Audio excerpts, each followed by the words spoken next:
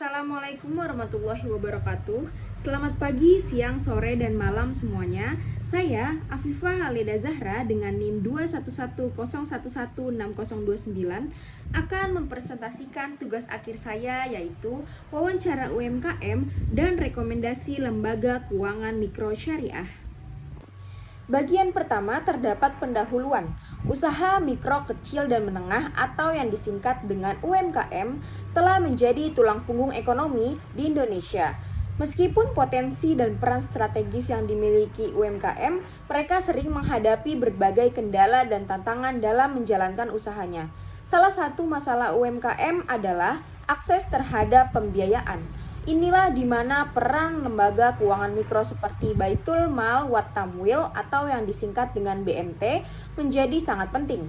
BMT adalah lembaga keuangan yang berfokus pada pemberdayaan ekonomi masyarakat melalui pemberian pinjaman dan dukungan keuangan lainnya kepada UMKM. Hubungan antara UMKM dan BMT saling melengkapi. UMKM membutuhkan akses keuangan yang mudah dan terjangkau, serta dukungan dalam pengembangan usaha mereka. BMT bertujuan untuk memberdayakan UMKM dan kelompok masyarakat yang kurang beruntung secara finansial melalui pendekatan-pendekatan yang berlandaskan prinsip syariah. Nah, di sini terdapat tinjauan pustaka. Yang pertama ada definisi, klasifikasi, dan kriteria dari usaha mikro kecil menengah itu sendiri. Yang pertama ini ada definisi. Usaha mikro kecil menengah merupakan istilah yang merujuk pada usaha ekonomi produktif yang dimiliki oleh individual ataupun badan usaha di mana kriterianya sesuai pada Undang-Undang Nomor 20 Tahun 2008. Kemudian ada klasifikasi dari UMKM ini. Yang pertama yaitu kegiatan penghidupan, yang dimana UMKM ini bertujuan untuk mencari nafkah dan memenuhi kebutuhan hidup. Contohnya yaitu penjual makanan pinggir jalan, pengrajin rumah tangga, atau petani skala kecil. Yang kedua ada usaha mikro, di mana UMKM ini dengan skala operasional yang sangat kecil. Contohnya toko kecil, warung, dan bengkel. Yang ketiga ada usaha kecil dinamis, yang dimana UMKM ini lebih besar dan mampu beradaptasi dengan perubahan pasar serta lingkungan bisnis. Contohnya yaitu perusahaan manufaktur kecil, toko yang lebih besar, dan agen perjalanan. Yang keempat ada usaha bergerak cepat, yang dimana UMKM ini pertumbuhan dan perkembangannya sangat cepat. Kemudian ia juga mampu menguasai pasar dalam waktu singkat. Contohnya startup teknologi, perusahaan e-commerce yang berkembang pesat, dan usaha dengan model bisnis berbasis platform. Nah, selanjutnya ada kriteria dalam menentukan usaha mikro, kecil, dan menengah. Yang pertama ini ada usaha mikro, yang dimana usaha yang dimiliki perorangan maupun badan usaha. Jumlah karyawannya terbatas. Kriterianya itu kekayaan bersihnya mencapai 50 juta di luar bangunan dan tanah. Penjualan setiap tahunnya mencapai 300 juta. Contoh UMKM-nya yaitu penjahit rumahan, warung makan kecil, dan bengkel. Yang kedua ada usaha kecil, yang dimana ini bersifat independen, yang dimiliki individu yaitu bukan cabang. Jumlah karyawannya antara 10 sampai 50 orang. Kriterianya kekayaan bersihnya mencapai 50 sampai 500 juta. Hasil tahunan penjualannya berkisar dari 300 juta hingga 2,5 miliar. Contoh UMKM-nya yaitu toko pakaian dan produsen kerajinan tangan. Yang ketiga ada usaha menengah. Usaha ini bukan merupakan cabang atau anak perusahaan dari korporasi pusat. Kriterianya yaitu kekayaan bersihnya mencapai 500 juta hingga 10 miliar di luar bangunan dan tanah. Penjualan tahunannya berkisar dari 2,5 miliar hingga 50 miliar. Contoh UMKM-nya yaitu pabrik manufaktur kecil, pusat kebugaran, dan distributor regional. Tinjauan pustaka yang kedua yaitu ada definisi, bentuk, dan fungsi lembaga keuangan mikro syariah. Lembaga keuangan mikro syariah adalah lembaga keuangan yang beroperasi berdasarkan prinsip syariah dalam menyediakan layanan keuangan kepada masyarakat yang membutuhkan, terutama kepada pelaku usaha mikro dan kecil. Bentuk LKMS yaitu yang pertama ada Baitul Mal wat Tamwil atau yang disingkat dengan BMT, ada koperasi syariah dan lembaga keuangan mikro syariah lainnya seperti bank syariah mikro dan unit usaha syariah di bank konvensional.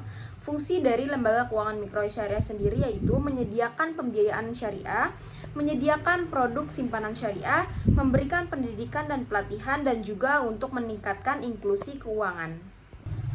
Selanjutnya ada Baitul Mal wat Tamwil atau yang disingkat dengan BMT. Baitul Mal wat Tamwil adalah sebuah lembaga keuangan mikro syariah yang beroperasi berdasarkan prinsip-prinsip keuangan syariah.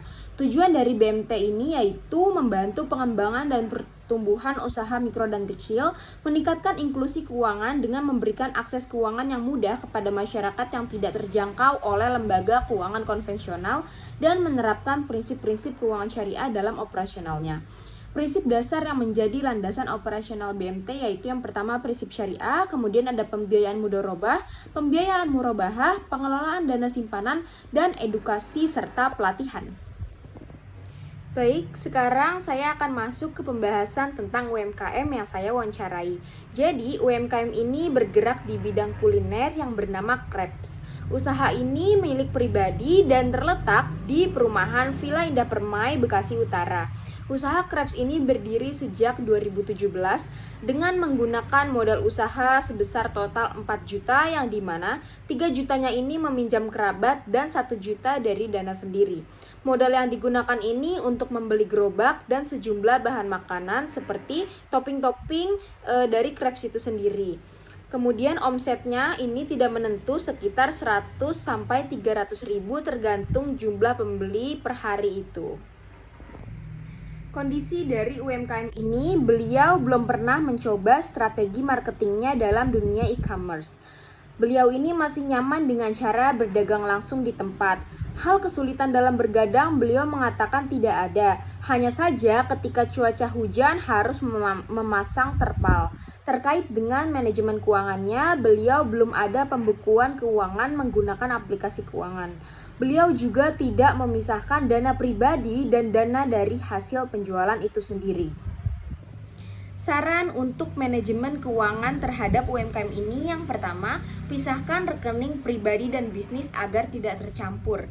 Yang kedua, catat setiap transaksi keuangan termasuk pemasukan dan pengeluaran atau hal lainnya yang terkait dengan transaksi.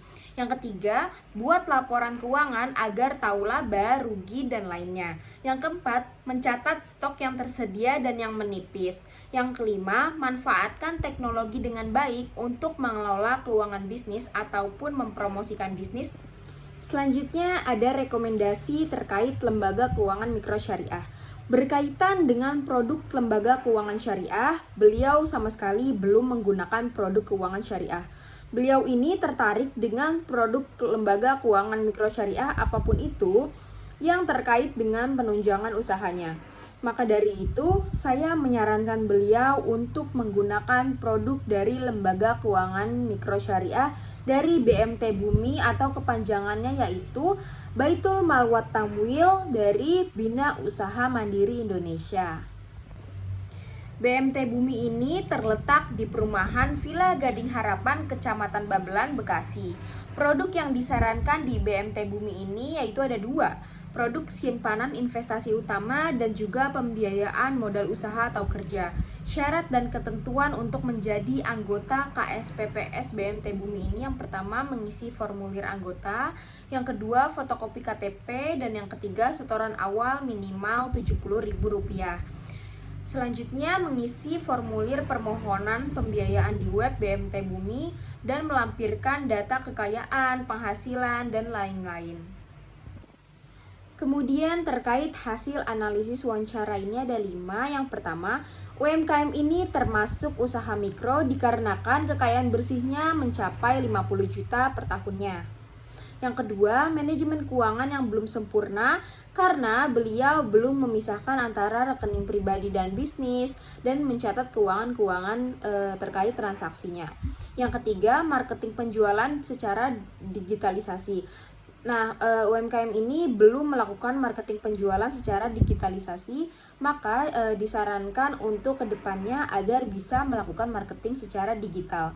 Yang keempat, perlu menggunakan aplikasi keuangan karena untuk memudahkan mencatat setiap transaksi antara bisnis dan pribadi. Yang kelima, ini sosialisasi tentang lembaga keuangan syariah.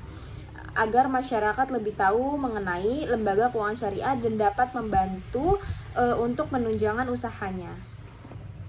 Selanjutnya terdapat kesimpulan terkait hasil wawancara UMKM.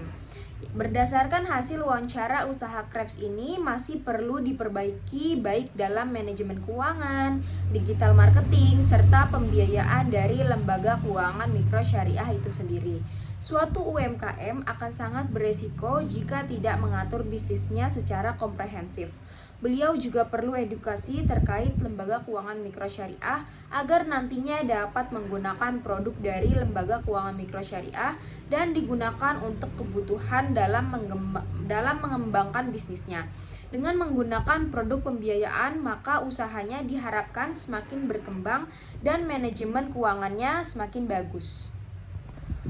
Sekian presentasi yang saya sampaikan pada kali ini.